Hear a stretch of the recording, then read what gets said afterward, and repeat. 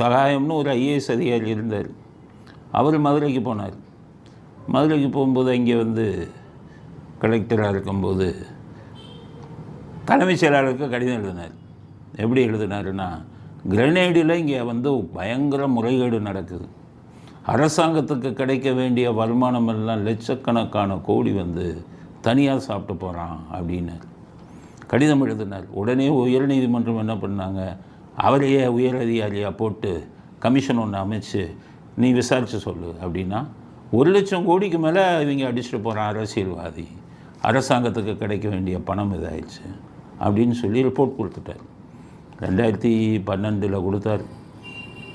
2012 அப்போ பார்த்தீங்கன்னா ரிப்போர்ட்டை கொடுத்தா, அந்த கிரனேடு வச்சுருக்கிறோம் பூரா உன்னை கொலை பண்ணிடுவேன்னா, உதைப்பேன்னா.